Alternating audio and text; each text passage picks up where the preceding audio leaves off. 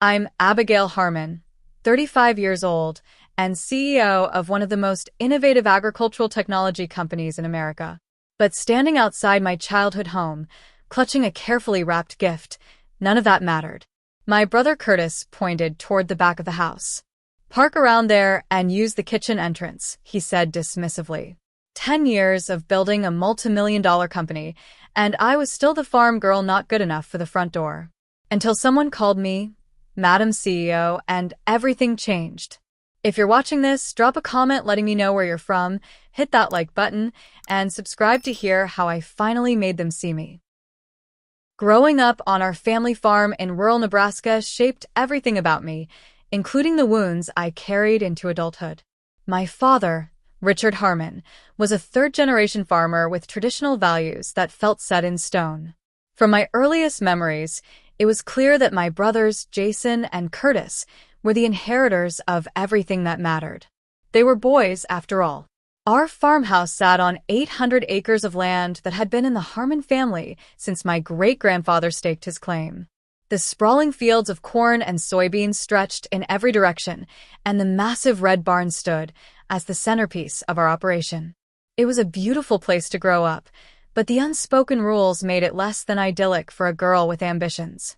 "Abby, leave that to your brothers," became the soundtrack of my childhood whenever I tried to help with meaningful farm work. My mother, Margaret, would redirect me to the kitchen or the garden, her gentle hands guiding me away from the tractor or the equipment shed. She loved me, I never doubted that, but she had accepted her place in our family hierarchy long ago and expected me to do the same. When I was 8, I remember asking my father if I could drive the tractor like Jason, who was 10 at the time. "Farming isn't for girls, Abby," he said without looking up from his paperwork. "You'll get married someday and move to your husband's place. No point learning skills you won't need." That same summer, Curtis, my younger brother by just a year, was already being taught to operate the irrigation system. I watched from the porch as my father patiently explained the mechanics to him, their heads bent together over the controls, a perfect picture of generational knowledge being passed down. Just not to me. My mother found me crying in my room that night. She sat on my bed and stroked my hair. "Your father means well," she said softly. "He just wants what's best for everyone. How is it best for me to be left out?" I asked through tears.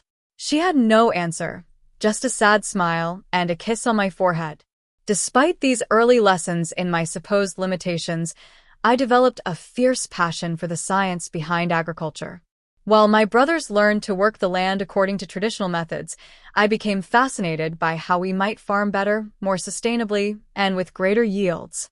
By 13, I had converted a corner of our property into my own experimental greenhouse, using salvaged materials and money saved from my allowance. It wasn't much, just a small plastic structure with a few planting beds, but it was mine. I ordered seeds from catalogs and began testing different growing conditions, meticulously documenting the results in notebooks. My father walked past my greenhouse every day on his way to the fields, but never once stepped inside. When I excitedly showed him a tomato variety I had developed that seemed more resistant to local pests, he glanced at it and said, "That's nice, Abby. Playing with plants is fine for a hobby, but it's not real farming." His dismissal stung, but it also hardened my resolve. If he couldn't see the value in innovation, I would find people who could. My mother became my secret supporter. She would slip me gardening books from the library and occasionally buy specialized seeds when she went into town. Once, she brought home a college brochure for the University of Nebraska's agricultural science program. "Just something to think about," she said casually, but her eyes told me she understood my dreams better than I thought. Throughout high school, I maintained excellent grades while continuing my experiments. I applied for scholarships in secret, knowing my father would never willingly pay for my education, especially in a field he thought should remain the domain of men. When the acceptance letter came with a full scholarship offer, I waited until dinner to announce my plans. "I've been accepted to the University of Nebraska's agricultural science program," I said, my voice steadier than I felt. "I start in the fall." The clatter of my father's fork against his plate echoed in the sudden silence. College is a waste for a girl, he finally said. Especially studying farming. What do you think you're going to do with that degree? No one will hire a woman to tell them how to run their farm. Maybe I'll run my own farm, I countered.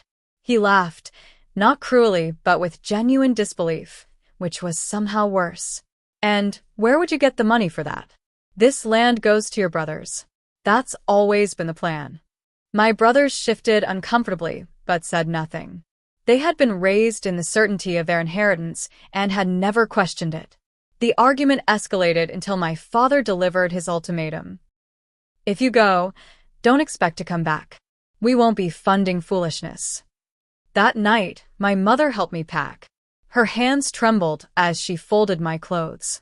He'll come around, she whispered, though we both knew it wasn't true.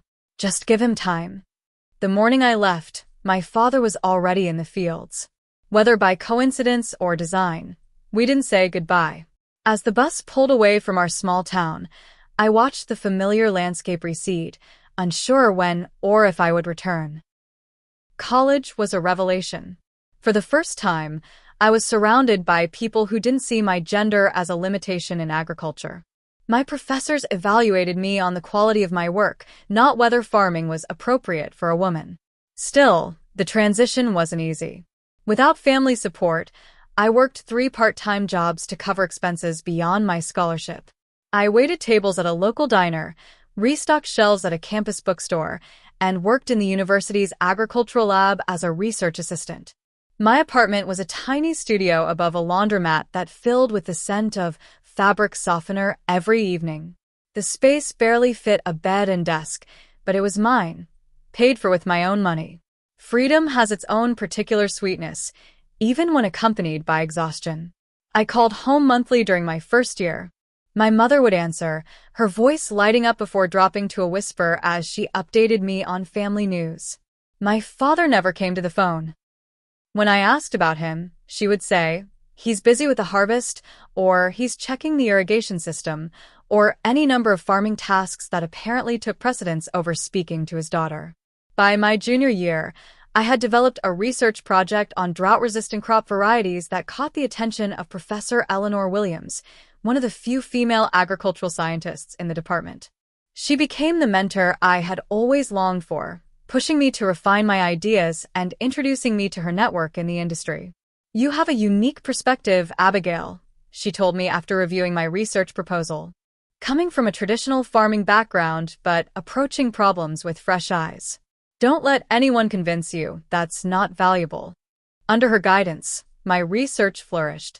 I developed a modified irrigation system that reduced water usage by 30% while maintaining crop yields. When the university hosted an agricultural innovation conference my senior year, Professor Williams insisted I present my findings.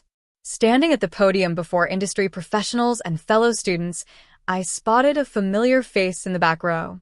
My mother had come, having told my father she was visiting her sister in Lincoln. She didn't say a word during the presentation, but hugged me fiercely afterward. He should see you now, she whispered. He would be so proud. But we both knew that wasn't true.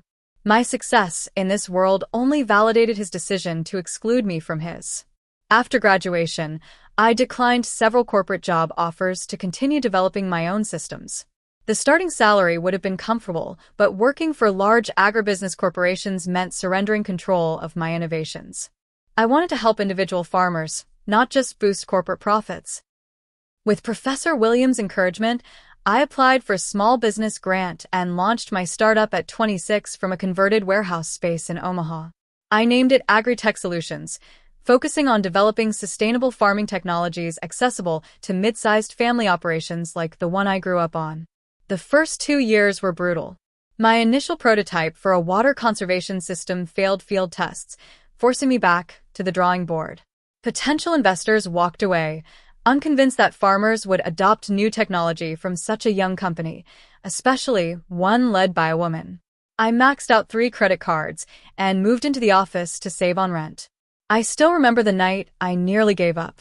Sitting on my folding cot in the corner of my office, surrounded by failed prototypes and rejection letters, I called Rebecca, my best friend from college who had stood by me through everything. Maybe my dad was right, I told her, my voice breaking. Maybe this isn't for me.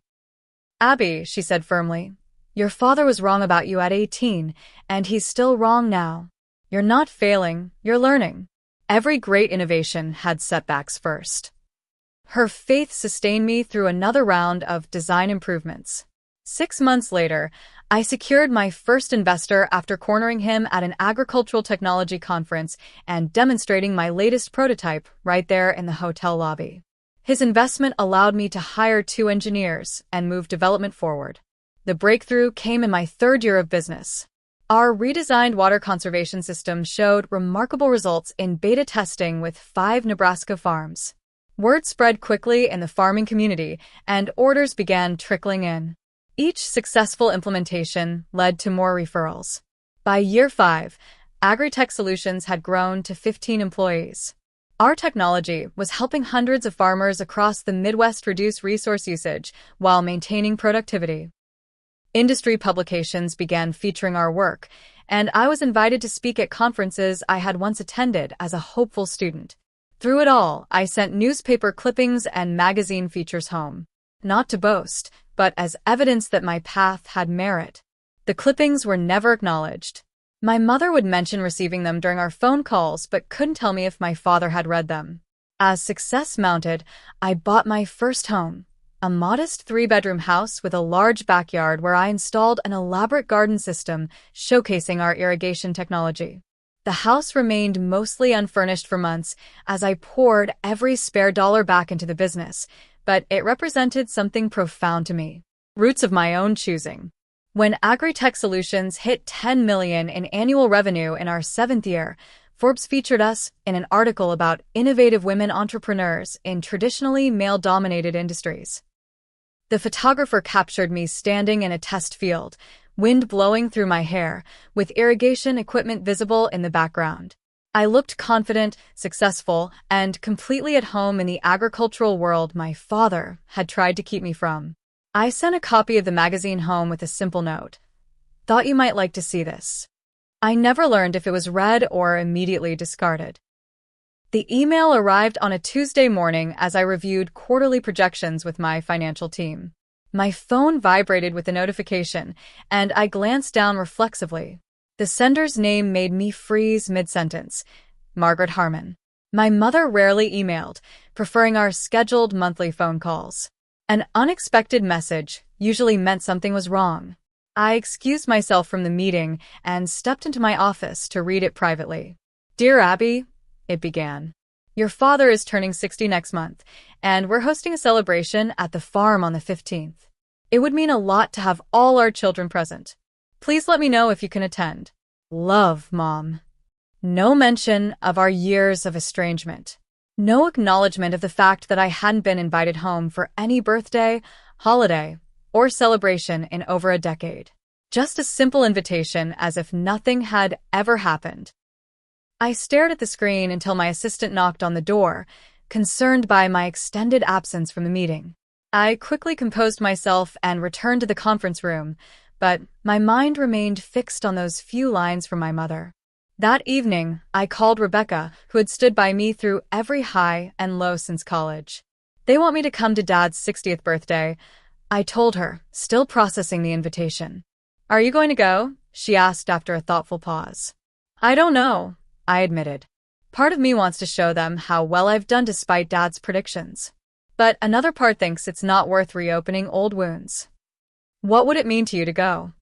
Rebecca asked, cutting to the heart of the matter as she always did. I considered her question carefully. Maybe it's a chance for reconciliation. Mom wouldn't have invited me if Dad was completely opposed to seeing me. Or maybe she invited you without telling him, Rebecca suggested gently. That possibility hadn't occurred to me, and it shifted my perspective. You think I might show up and he wouldn't even know I was coming? I think you should call your mom and clarify before you make any decisions. I followed her advice and called my mother the next day. The conversation was brief and somewhat strained, but she assured me that my father knew I was being invited and hadn't objected. It wasn't enthusiastic approval, but it was something. We've set up tables in the yard, she explained. Many of your father's business associates and friends from town will be there. It's quite a milestone for him."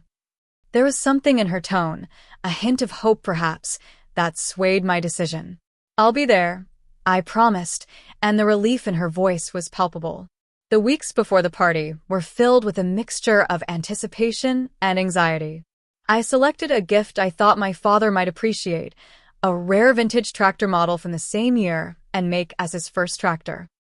It had taken considerable effort to track down, but I hoped it might serve as a peace offering, a symbol that despite our differences, I respected his life's work. As the date approached, I found myself lying awake at night, rehearsing conversations and scenarios. Would my brothers be civil? Would my father acknowledge my success? What would I say when inevitably asked about my life? Should I downplay my achievements to avoid appearing boastful, or should I stand firmly in my accomplishments? I flew into Omaha and rented a car for the 2-hour drive to our family farm. As familiar landmarks appeared, memories surfaced with them. The general store where I'd bought penny candy as a child. The high school where I'd graduated valedictorian, my father sitting stiffly in the audience. The turnoff to Professor Williams' family farm, where I'd spent many weekends learning practical applications for my theoretical knowledge. The countryside was beautiful in early summer, fields of young corn stretching to the horizon, the landscape so different from my urban life, yet still embedded in my DNA. I rolled down the windows and let the scent of rich soil and growing things fill the car. Whatever happened at the party, this land had shaped me, and I couldn't deny its pull. The gravel road leading to our farm hadn't changed, still rutted and winding between old oak trees. But as the house came into view, I noticed several differences. The barn had been repainted. New equipment gleamed in the yard. A second silo had been added, suggesting expanded production. Business was good, apparently. I felt a small surge of pride for my family, despite everything. The driveway was lined with cars, many of them expensive models that stood out against the rural backdrop. Clearly, my father's business associates had already arrived. I pulled in behind a Mercedes SUV, checking my appearance one last time in the rearview mirror. I had chosen my outfit carefully, a simple but elegant navy dress with comfortable low heels, professional without being flashy. My auburn hair was pulled back in a neat ponytail, and I wore minimal jewelry, nothing that could be perceived as showing off. As I stepped out of the car, gift in hand, I spotted Curtis walking toward me. My younger brother had filled out since I'd last seen him, his face weathered from years working outdoors, but his eyes were the same deep brown as mine. "Abby," he said with a nod that wasn't quite warm but not entirely cold either. "You made it." "Hello, Curtis," I replied, moving forward as if to hug him, but his stiff posture stopped me. "It's good to see you." He glanced at my rental car, then at the row of vehicles in front of us. "You should park around back by the equipment shed," he said. "These spaces are for guests." The implication was clear. I wasn't considered a guest. Despite being invited, I was still an outsider. "And use the kitchen entrance," he added, already turning away. "The front's getting crowded." I watched him walk back toward the main gathering, my hands tightening around the carefully wrapped gift. After a decade of building a successful company, I was still being directed to the service entrance of my childhood home. I parked where Curtis had indicated, next to the tractors and combines in the equipment area behind the house. The contrast between my rental sedan and the massive farm machinery seemed to emphasize how out of place I was. Taking a deep breath, I grabbed my father's gift and headed for the kitchen door. The familiar squeak of the screen door transported me instantly back to childhood. The kitchen smelled the same, a mixture of my mother's baking and the subtle scent of the lemon cleaner she had always preferred. 3 women I didn't recognize were bustling around, preparing trays of food. My mother appeared from the pantry, flour dusting her apron. For a moment, she simply stared, as if not quite believing I had actually come. "Abigail," she finally said, wiping her hands and moving toward me. Her hug was quick but genuine, her frame smaller than I remembered. "You look wonderful." "Hi, Mom," I replied, returning her embrace more fully. "The house looks great." We repainted last spring, she said, her eyes darting nervously toward the doorway that led to the dining room and beyond. Your father will be so glad you came. Her tone lacked conviction, but I nodded as if I believed her. One of the women approached us, eyeing me curiously. Margaret, do you need this helper to take out the appetizer trays? The guests are getting hungry. My mother's face flushed. No, Barbara, this is my daughter, Abigail. Barbara looked confused, then embarrassed. Oh, I'm so sorry. When I saw you come through the kitchen, I assumed. It's fine, I assured her, though it wasn't. My brother suggested I use this entrance. Barbara's expression shifted to something like pity, which was somehow worse than her initial mistake. Well, the party's through there. Your father is in the living room with most of the guests. I thanked her and moved toward the dining room, my mother trailing behind me. I need to finish the desserts, she said apologetically. But please, go say hello to your father. The dining room had been transformed with decorations celebrating my father's 60 years. Photos lined the walls, a timeline of his life from childhood to the present. I stopped to examine them, noting the progression from young farmer to family man to respected agricultural business owner. What struck me most was my own absence from the display. There were plenty of photos featuring my brothers, their wives, even their children. But after about age 18, I no longer appeared in any family moments. It was as if I had been erased. The living room beyond was crowded with guests, the conversations creating a wall of sound that momentarily intimidated me. I recognized some faces from my childhood, farmers and business owners from the surrounding area. Others were strangers, likely newer associates or friends. I spotted my father immediately. He stood by the fireplace, commanding attention as he always had, his silver hair the only real sign of his advancing age. His posture remained ramrod straight, his handshake firm as he greeted well-wishers. Jason, my older brother, stood beside him, looking like a younger version of our father. He was deep in conversation with an older man I recognized as the owner of the largest grain elevator in the county. Neither of them noticed my entrance. I made my way across the room, accepting a glass of punch from a passing tray. Several people glanced at me curiously, but didn't engage. I was clearly not recognized as part of the celebrated family. When I finally reached my father, Jason saw me first. His expression revealed momentary surprise before settling into careful neutrality. Dad, he said, interrupting the ongoing conversation. Look who's here. My father turned, his eyes meeting mine for the first time in over a decade. I searched his face for some sign of emotion, joy or anger or anything, but his expression remained impassive. Abigail, he said with a nod. You made it. No hug, no warm welcome, just acknowledgement of my presence. Happy birthday, Dad, I replied, extending the carefully wrapped gift. I thought you might like this. He took the package without comment and set it on the mantel behind him, atop a growing pile of presents. Thank you for coming, he said formally, as if I were any other guest. Before I could respond, he turned back to his previous conversation, effectively dismissing me. Jason gave me an awkward pat on the shoulder. Good to see you, Abby. My wife Karen is around here somewhere. You haven't met her yet. I'd like to, I said, grasping at this small olive branch. We have 2 boys now, he continued. Tyler is 7 and Michael is 4. Congratulations, I replied sincerely. I didn't know I was an aunt. A flicker of guilt crossed his face. Well, we don't exactly keep in touch, do we? The accusation stung, placing the blame for our estrangement squarely on my shoulders rather than acknowledging the family dynamics that had pushed me away. That goes both ways, Jason, I said quietly. He shrugged uncomfortably. Anyway, enjoy the party. I think Curtis was looking for you earlier. With that, he moved away, rejoining our father's circle as if magnetized to it. The next hour passed in a blur of superficial conversations and uncomfortable silences. I met Jason's wife, Karen, who seemed pleasant but distant, and Curtis's wife, Stephanie, who at least made an effort to ask about my life in Omaha. Curtis mentioned you have some sort of plant business? She asked as we stood by the food table. Agricultural technology, I corrected gently. We develop irrigation systems and sustainable farming solutions. How interesting, she replied, though her tone suggested otherwise. Is it just a small operation? We have 47 employees now, I said, trying not to sound offensive.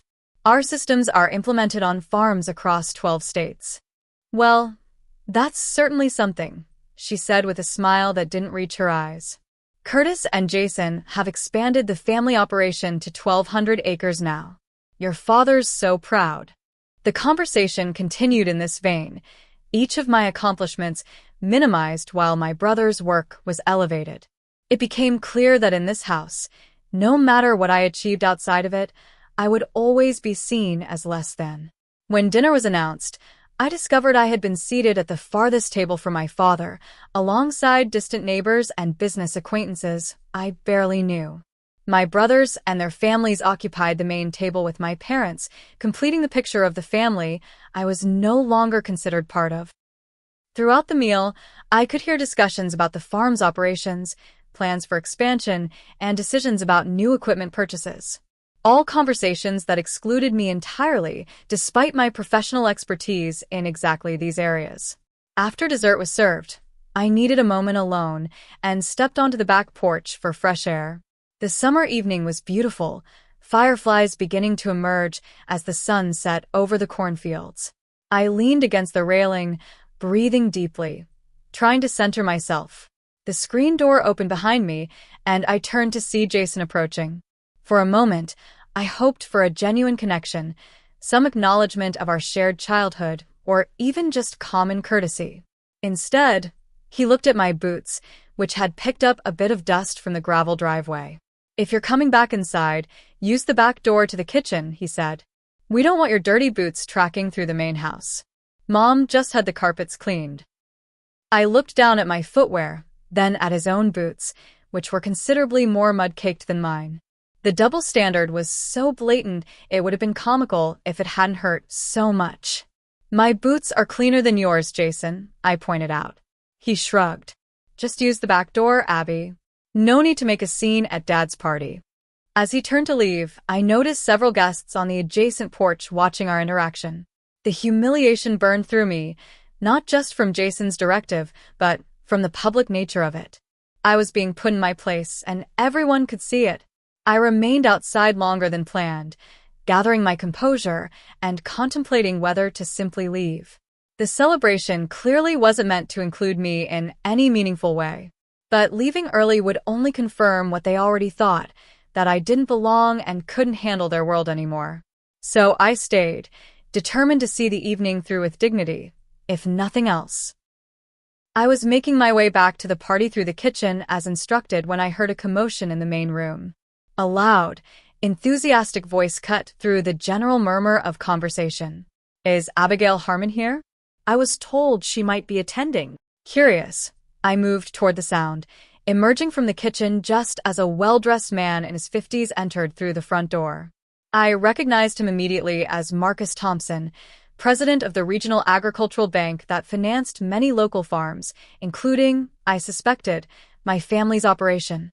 His eyes scanned the room until they landed on me, and his face lit up with genuine pleasure. There she is, he exclaimed, moving toward me with purpose. Abigail Harmon, Madam CEO of Agri-Tech Solutions. I was hoping to meet you tonight. The room fell silent as all eyes turned to me.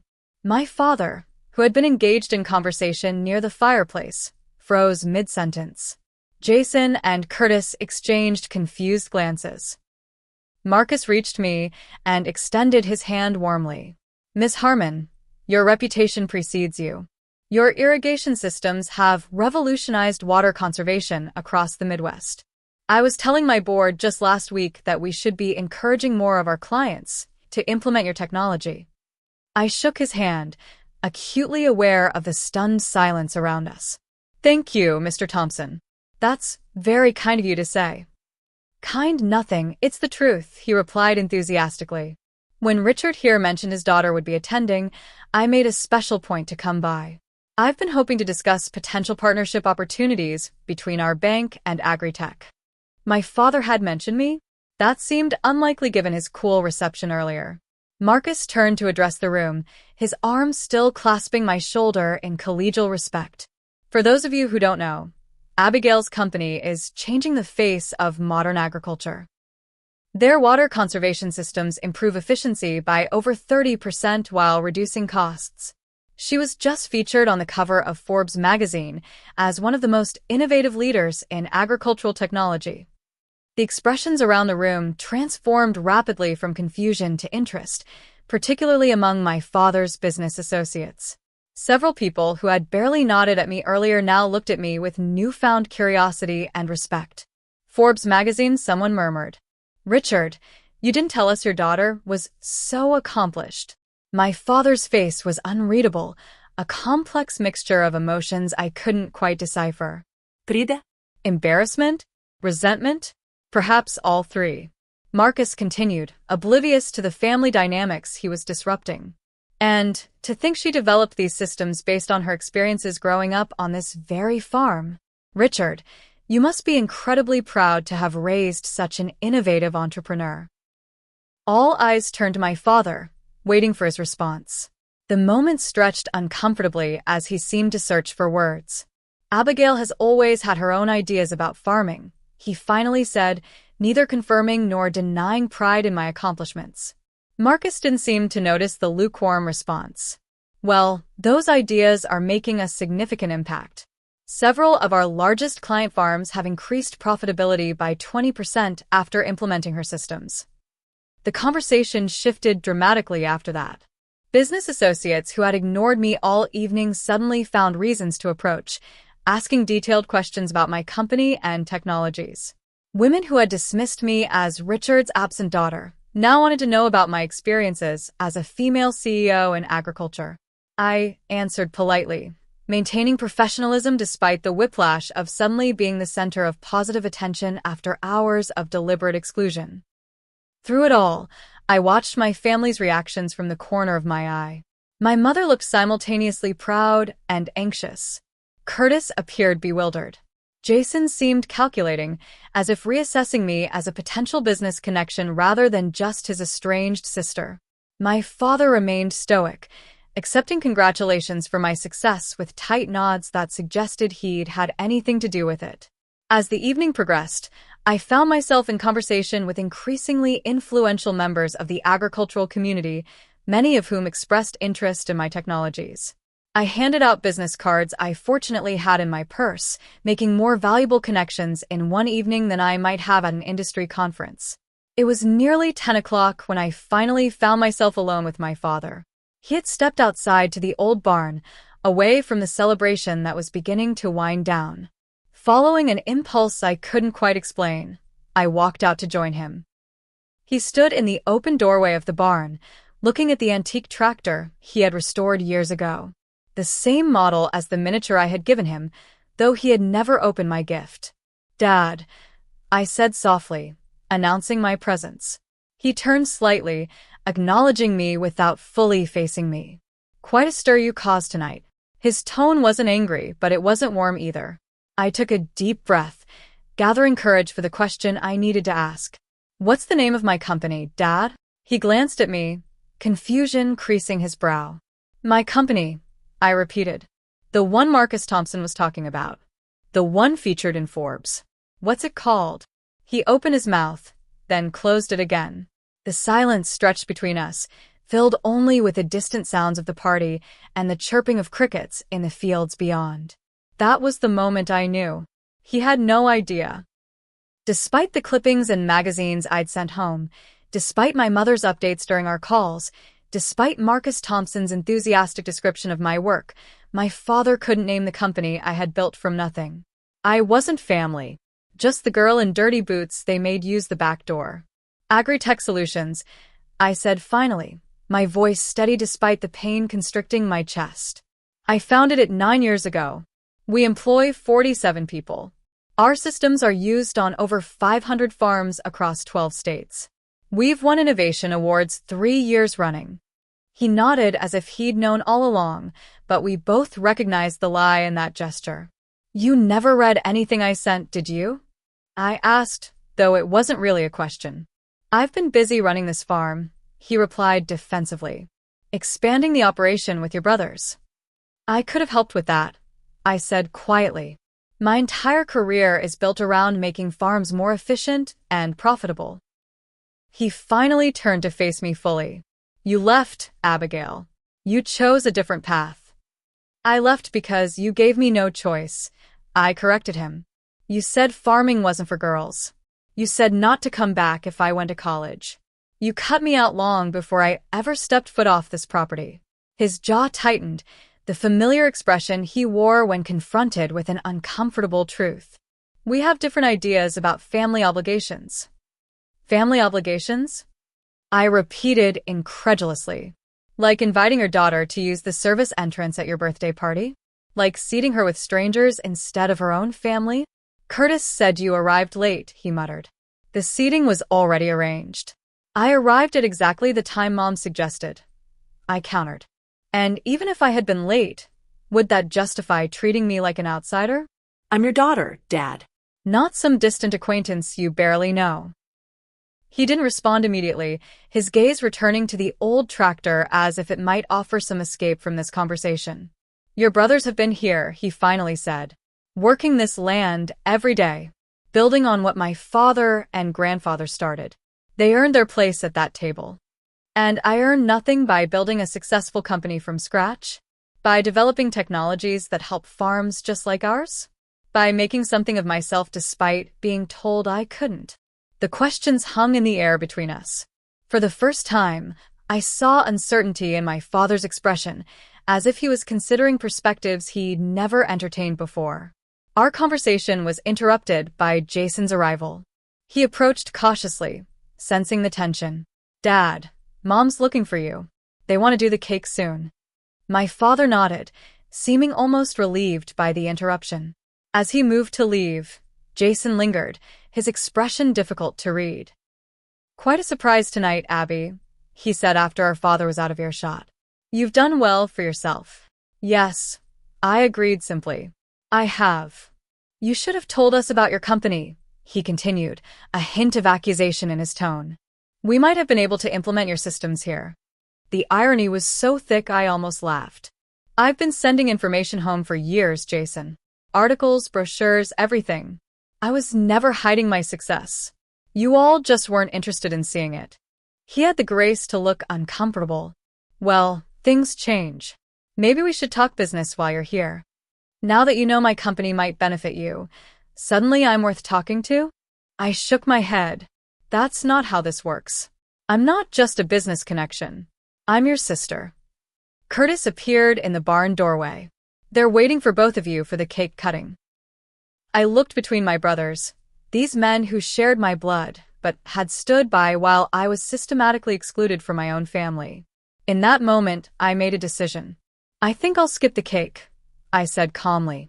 "It's been a long day, and I have an early flight tomorrow." "But Dad will expect everyone to be there," Curtis protested. "I've been here all evening, and Dad has barely acknowledged me," I replied. "I doubt he'll notice if I slip out now." "Abby, don't be dramatic," Jason sighed. "Just come inside for the cake, and we can talk more tomorrow." "I'm not being dramatic," I said, my voice steady. "I'm setting boundaries. For years, I've accepted being treated as less than in this family. Tonight made it clear that the only value you see in me now is what my company might do for the farm. That's not the basis for rebuilding a relationship." I walked past them, head held high. "Tell Mom I'll call her tomorrow. And tell Dad happy birthday again." As I made my way to my car, still parked in the back by the equipment shed as instructed, I felt an odd mixture of sadness and liberation. The validation from Marcus Thompson and the other guests hadn't healed the wounds of family rejection, but it had confirmed what I'd always known. My path had value, whether my father recognized it or not. The hotel room felt sterile and empty after the emotionally charged evening. I kicked off my shoes and sat on the edge of the bed, suddenly exhausted. The digital clock on the nightstand read 11:27 p.m., too late to call Rebecca under normal circumstances, but this night was anything but normal. She answered on the second ring, her voice alert despite the hour. "How did it go?" About as well as could be expected, I replied, then found myself recounting the entire evening, from being directed to the back door to the unexpected validation from Marcus Thompson to the confrontation with my father in the barn. So, I just left, I concluded. Skipped the cake cutting and drove back to the hotel. I'm proud of you, Abby, Rebecca said firmly. Setting boundaries doesn't make you dramatic. It makes you healthy. Part of me feels like I should have stayed, I admitted. Like leaving early just proves I don't belong. You don't need to prove anything to people who refuse to see your worth, she reminded me. You've built an amazing life and company without their support. That speaks for itself. We talked until after midnight, Rebecca's unwavering support a balm to the raw feelings the evening had exposed. After we hung up, I showered and prepared for bed, but sleep remained elusive. My mind kept replaying moments from the party, things I should have said or done differently. Around 5 a.m, I gave up on sleep entirely. I dressed in comfortable jeans and a light sweater, then went down to the hotel restaurant for coffee as soon as it opened. Sitting by the window, watching the Nebraska sunrise paint the sky in shades of pink and gold, I made a decision. I wasn't ready to leave yet. I had come all this way, confronted the past in some measure, but there was still unfinished business. I needed one more conversation, one more chance to reclaim a piece of myself I had left behind all those years ago. By 7:30, I was driving back toward the farm. The morning was clear and bright, the kind of perfect summer day that showcases rural Nebraska at its best. I turned onto the familiar gravel road, my resolve strengthening with each mile. This time, I parked my rental car directly in the front driveway, making no concessions to the previous day's directives. The house was quiet, but smoke rose from the chimney of the small workshop where my father often started his days, tinkering with equipment before heading to the fields. As I approached the front door, it opened before I could knock. My mother stood there in her robe and slippers, surprise evident on her face. Abigail, I didn't expect to see you this morning. I have a later flight than I originally planned, I explained. I thought we could talk before I leave. She stepped back, gesturing me inside. Of course. Come in. I'll make coffee. Actually, I said, standing my ground, I'd like to talk to Dad too. Is he in the workshop? Her expression shifted to concern. Yes, but Abby, after last night, maybe give him some time. I've given him 10 years, Mom. I replied gently but firmly. I'm not leaving without saying what I need to say. She nodded slowly, understanding in her eyes. I'll go get him. I waited in the living room, taking in the familiar space now returned to its normal state after the party. Family photos lined the mantel, the same ones I had noticed last night that erased my existence after age 18. The formal family portrait taken on my parents' 30th anniversary hung above the fireplace, a gathering I hadn't been invited to attend. My mother returned a few minutes later, my father following reluctantly behind her. He looked tired, the celebration and perhaps our confrontation having taken a toll. Abigail has something to say, my mother announced, her tone suggesting she wouldn't allow him to dismiss me this time. She sat in her favorite armchair, a silent statement that she intended to witness this conversation. My father remained standing, arms crossed. I thought you'd left. I'm catching a later flight, I explained. There are things we need to discuss before I go. He sighed but nodded for me to continue. Last night made it clear where I stand in this family. I began. For years, I've tried to maintain some connection, sending updates about my life and company, calling Mom regularly, reaching out on holidays. But I've accepted scraps of acknowledgement in return. We've been busy with the farm, he started, the same excuse he'd used for years.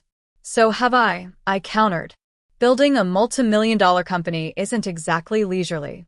But I still made time for family, or at least tried to. My mother shifted uncomfortably in her chair. Abby, your father does care. He just what, Mom? I asked, turning to her. Just couldn't pick up the phone once a year? Just couldn't read the articles I sent? Just couldn't acknowledge my existence until Marcus Thompson made it uncomfortable not to? My directness seemed to surprise them both. The daughter they remembered had been more willing to accommodate, to accept less than she deserved. I didn't come here to rehash old grievances. I continued. I came to establish where we go from here. I won't be treated as an outsider in my own family anymore. I won't use the back door or hide my accomplishments or pretend to be less than I am to make anyone more comfortable. My father's posture remained defensive, but he was listening, which was more than he had done in years. You chose to leave, he said finally, repeating his statement from the night before. You knew what that meant for your place here. I chose education. I corrected him. I chose to pursue my passion for agricultural science. I chose not to be limited by outdated ideas about what a woman could achieve in farming. Those were all valid choices that shouldn't have cost me my family. Something flickered in his eyes, a recognition he seemed reluctant to acknowledge. Your technology, he said abruptly. Thompson said it increases efficiency substantially. The sudden pivot to business felt like another evasion, but I decided to meet him where he was willing to engage. Yes. Our irrigation systems reduce water usage by 30% while maintaining crop yields. The soil monitoring technology prevents overwatering and nutrient leaching. Most farms see a return on investment within 2 growing seasons. He nodded, processing the information. We've been considering modernizing some of our systems. Richard, my mother interjected, her tone sharp with frustration. This isn't about business. This is about our daughter. His jaw tightened at her rebuke, but surprisingly, he didn't dismiss it.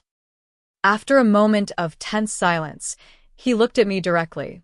Your brothers felt overshadowed last night, he admitted reluctantly. When Thompson made that announcement, it changed how people looked at them.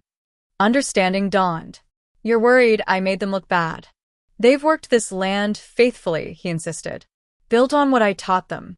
And then you come back after 10 years, and suddenly you're the agricultural expert everyone wants to talk to.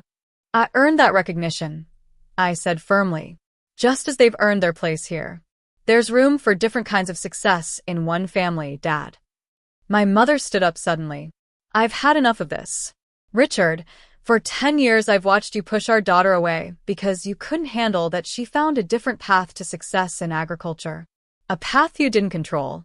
I've been quiet about it to keep the peace, but no more. Both my father and I stared at her in shock. My soft-spoken mother rarely confronted anyone, least of all her husband. Abby sends us every article, every achievement, she continued, her voice gaining strength. I've kept them all in a box in my closet because you refuse to look at them. She calls monthly even when you won't come to the phone. She's extended olive branch after olive branch while you and the boys have given nothing in return. My father looked stunned by her outburst. Margaret. No, Richard. It's time you heard this. Our daughter has built something remarkable completely on her own. No inherited land, no family support, nothing but her own intelligence and determination. If you can't find it in yourself to be proud of that, then the failure is yours, not hers. Tears welled in my eyes at my mother's unexpected defense. For years, I had assumed her silence meant she sided with my father. Now I realized she had been fighting her own quiet battle all along. The three of us stood in a triangle of tension, decades of unspoken feelings suddenly exposed. Then, unexpectedly, the front door opened, and Jason and Curtis walked in. Car's still here, Curtis said, then stopped short when he saw us. Oh. Sorry, we didn't know you had company. Not company, my mother corrected firmly. Family. Your sister is family. The brothers exchanged uncomfortable glances. Jason stepped forward first, his expression contrite. About last night, Abby, he began awkwardly. The back door thing, that wasn't right. Curtis nodded in agreement. And the seating arrangements. Mom told us this morning she had nothing to do with that. It was our idea. Their admission surprised me. I had assumed my father had orchestrated my exclusion, but it seemed my brothers had taken it upon themselves to keep me at a distance. Why? I asked simply. Jason looked at the floor. Honestly, we were jealous. You got out, built something impressive. We stayed and just continued what was already here. That's nothing to be ashamed of, I told him. This farm is your passion, just like my company is mine. We should have made more effort, Curtis admitted. When Mom told us you were coming, we panicked a bit. It was easier to keep you separate than to figure out how to reconnect after so long. Their honesty, however belated, opened a door I had thought permanently closed. Not to instant reconciliation, but to the possibility of something better than the estrangement of the past decade. I'd like to see the greenhouse before I go, I said, addressing no one in particular. My old greenhouse. Is it still there? My father nodded. It's still standing. Hasn't been used much since you left. I'd like to visit it alone if that's okay. No one objected. As I turned to leave, my father spoke again. Abigail, he said, his voice gruff but not unkind. Your company, Agri-Tech Solutions. It's a good name. It wasn't an apology or even a compliment really, but for my father, it felt like a significant concession. I nodded my acknowledgement and stepped outside into the morning sun. The path to my old greenhouse was overgrown, suggesting it hadn't been visited regularly in years. The structure itself looked weathered, the plastic cloudy with age, and the wooden frame in need of repair. But it was still standing, a physical reminder of where my journey had begun. I pushed open the door, wincing at the squeak of rusted hinges. Inside, dust covered the abandoned shelving and planting beds. Equipment I had salvaged and repurposed as a teenager lay scattered and forgotten. But in one corner, miraculously, a single plant still grew, its tenacious roots finding enough moisture and nutrients to survive years of neglect. I recognized it immediately, a descendant of my first experimental crossbreed, a drought-resistant tomato variety that had formed the basis of my early research. Kneeling beside it, I carefully extracted a small cutting, wrapping it in a moistened paper towel from my purse. This tiny fragment of my past would come with me, a symbol of both my roots and my growth beyond them. Whatever happened with my family from this point forward, I had reclaimed this piece of my history. As I emerged from the greenhouse, I saw my family waiting by the house. Not rushing me, not intruding on my moment, but acknowledging through their presence that this place was part of my story too. It wasn't reconciliation, not yet, but it was a beginning. 6 months after my father's birthday party, I found myself once again driving the familiar route to the family farm. This time, however, the invitation had come directly from my father, a brief but significant phone call requesting my professional opinion on modernizing their irrigation systems. The months between had seen small but meaningful changes in our family dynamic. My mother had visited my home in Omaha twice, marveling at the garden system I had installed and sitting in on a company meeting where she watched me lead a team of engineers with obvious pride. My brothers had reached out occasionally with agricultural questions, tentative bridges across the chasm that had separated us for so long. My father remained the most distant, our conversations still formal and primarily focused on business matters. But he had called, and for a man like Richard Harmon, that represented a seismic shift. As I pulled into the farm's driveway, I noticed immediately that I wasn't directed to the back. Instead, my father himself came out to greet me, walking with a slight stiffness that 60 years of physical labor had left in his gait. "Abigail," he said with a nod. "Good drive?" "No traffic," I replied, matching his practical tone. "The fields look good." He glanced toward the expansive cornfields with the critical eye of a lifelong farmer. "Could be better. That's why I called." We walked together toward the western fields, where inefficient irrigation had always created problems. As he outlined the issues they were facing, I recognized this technical discussion for what it was, my father's version of an olive branch. "I can have my team conduct a full assessment," I offered. "Give you a comprehensive proposal for updating the entire system." "That would be helpful," he acknowledged. Then, after a pause, "Your mother says your company just won another award." "Environmental Innovation in Agriculture," I confirmed, "for our new soil moisture sensors." He nodded, and I caught something like pride in his expression before he masked it. "Good work." Those two simple words, from a man who had never acknowledged my professional accomplishments, felt monumental.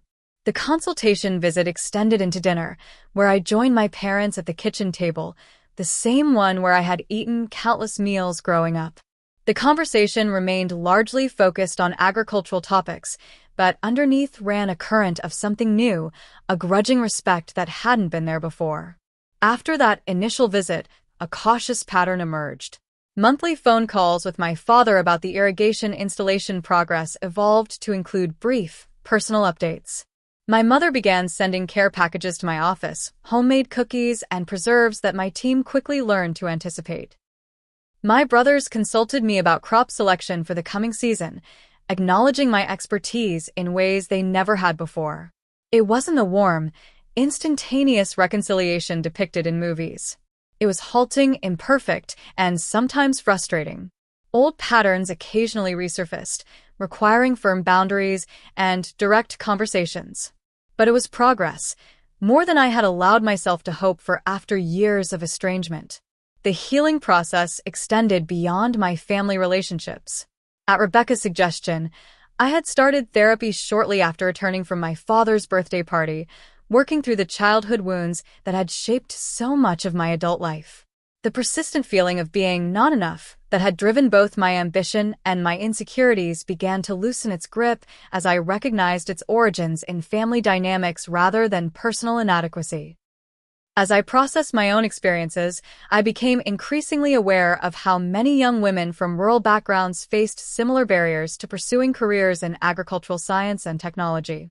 In response, I established the Rural Innovation Scholarship for girls from farming communities interested in agricultural technology, funding not just their education but mentorship and internship opportunities at Agri-Tech Solutions. The program quickly became one of my greatest sources of pride. Watching these young women discover their potential, often against family expectations similar to those I had faced, felt like breaking a cycle that had limited too many bright minds for too many generations. When Thanksgiving approached, I received an unexpected invitation from my mother. Would I join them for the holiday? The full family would be gathered, including my brothers, their wives, and my nieces and nephews, some of whom I had yet to meet in person. Your father specifically asked if you were coming, she added, the significance of this detail clear in her tone. I accepted with a mixture of hope and trepidation. Holiday gatherings amplified family dynamics, both positive and negative. But I was different now, stronger in my boundaries and clearer about my worth. Whatever happened, I could handle it with grace. Arriving at the farm on Thanksgiving morning, I noticed immediately that no one directed me where to park or which entrance to use. I pulled up beside my brother's trucks and approached the front door naturally, as if there had never been any question about my right to do so. My mother opened the door before I could knock, enveloping me in a warm hug that smelled of sage and cinnamon. Happy Thanksgiving, sweetheart. Come in, everyone's in the living room. The scene that greeted me was both familiar and strange. My family engaged in their holiday traditions, but with new additions I had missed during my years away. Jason's sons, Tyler and Michael, whom I knew only from photos, played a board game on the coffee table. Curtis's daughter Lily, just 4 years old, shyly peeked at me from behind her father's legs. My father sat in his favorite armchair, reading glasses perched on his nose as he reviewed what looked like the irrigation system specs I had sent over the previous week. Aunt Abby's here, Jason announced, rising to greet me with a warmth that still felt new and fragile. Curtis followed, guiding his daughter forward. Lily, this is your Aunt Abigail. Remember we talked about her? She makes the special water systems for farms. The little girl regarded me solemnly before asking, Do you make tractors too? I laughed, kneeling to her level. No, just the water systems. But tractors are pretty cool too. Dad says your systems are saving us money, Jason's older son Tyler interjected with the directness of a 7-year-old. Are you rich? Tyler. His mother Karen scolded, but I waved away her concern. My company does well, I told him honestly. But the best part isn't the money. It's helping farms like your grandpa's grow more food while using less water. My father looked up from his papers at this exchange. Abigail's systems have increased our yield by 14% this first season, he stated matter-of-factly. That's significant. Coming from him, This practical acknowledgement of my contribution felt more genuine than any effusive praise might have. Our eyes met briefly across the room, a moment of mutual recognition passing between us. The day progressed with the comfortable rhythms of a family holiday, though occasional moments of awkwardness reminded us all that we were still finding our way back to each other. My brothers made efforts to include me in conversations about the farm's operations, seeking my input rather than excluding me as they once had. My nephews and niece gradually warmed to my presence, peppering me with questions about city life and my work. After dinner, as the family dispersed to various post-meal activities, I found myself alone with my father in his study. He had been reviewing the latest soil analysis from the western fields, but he set the papers aside as I entered. "The irrigation system is performing well," he said, his standard opening for our conversations these days. "I'm glad to hear it," I replied, taking the chair opposite his desk. "The team says the soil moisture levels are optimal now." He nodded, then fell silent, seemingly contemplating something beyond our usual technical discussions. When he finally spoke again, his words surprised me. "I was wrong," he said simply, "about a lot of things." I waited, unsure where this unprecedented admission was leading. "Farming has changed," he continued. "The methods my father taught me that I taught your brothers, they're not enough anymore. The climate, the market, everything is different. We need the kind of innovation you've been pushing for all along." It wasn't quite a personal apology, framed instead in terms of agricultural practicality, but I recognized the significant concession within it. "It's not about rejecting traditional farming," I offered. "It's about building on that foundation with new approaches. The best operations combine both. Like this family should have done," he said, the parallel unmistakable. "Instead of pushing you away, we should have seen the value in your different perspective." For a moment, I couldn't speak, the acknowledgement I had sought for so long finally being offered in my father's own way. "It's not too late," I said when I found my voice again. "For the farm or for us." He met my gaze directly, allowing me to see the regret he typically kept hidden. "I missed a lot. Your graduations. Your company milestones. Things a father should have been there for." "Yes," I agreed, not softening this truth. "You did miss those things. And we can't get them back. But there will be new milestones." Something in my father's expression shifted, a tension releasing that he might have carried for years. "Your mother kept every article, you know. Every award announcement. Has them all in albums upstairs. She made me look through them after you left that morning." The image of my mother carefully preserving the record of my achievements, even when my father refused to acknowledge them, brought tears to my eyes. Her quiet resistance had been its own form of strength all along. "I'd like to see those albums sometime," I said. He nodded. She'd like that too. We sat in companionable silence for a moment, the study that had once felt like forbidden territory, now a neutral ground where we could meet as adults with mutual respect, if not perfect understanding. When I returned to the living room, my mother was organizing a family photo, something I had been conspicuously excluded from at my father's birthday party. This time, she positioned me prominently beside her, my father on her other side, our brothers and their families gathered around us. "Everyone smile," she instructed as Jason's wife Karen held up the camera. It wasn't a perfect photograph. My father's smile looked somewhat forced, as it always did in pictures. Curtis's daughter Lily was looking away at something more interesting. But I was there, unquestionably part of the family record once again. Later that evening, as I prepared to leave, my father walked me to my car. The November air was crisp, our breath visible in small clouds as we stood in the driveway. "When will you be back?" he asked, a question that would have been unimaginable a year earlier. "I have a conference in Chicago next week," I replied, "but I could stop by on my way back." "The team wants updated readings from the eastern fields." He nodded. "Your mother would like that. The boys too." "And you?" I wanted to ask but didn't. Some things remained difficult to express between us. As if hearing my unspoken question, he added gruffly, "I would too." The admission, simple as it was, represented monumental change. Driving away from the farm that evening, I reflected on the long, complicated journey that had brought me to this point. The painful exclusion at my father's birthday party had forced confrontations and conversations that might otherwise have been avoided for years more. The public recognition from Marcus Thompson had catalyzed a shift in how my family perceived me, but the real change had come from standing firmly in my worth and refusing to accept less than I deserved. The relationship with my family continued to evolve in the months that followed. Some visits were easier than others. Old patterns occasionally resurfaced, requiring patient reinforcement of new boundaries. But the trajectory remained positive, a slow healing of wounds that had once seemed permanent. What I came to understand most profoundly was that validation from others, even family, could never replace self-validation. The years of seeking my father's approval had driven me to achieve, but had also left me vulnerable to his rejection. True peace came not from finally receiving his recognition, but from no longer requiring it to know my worth. I kept the cutting from my old greenhouse in a place of honor in my office garden. From that single survivor, we had propagated an entire line of drought-resistant plants that now formed the basis for an urban gardening initiative in food deserts across the Midwest.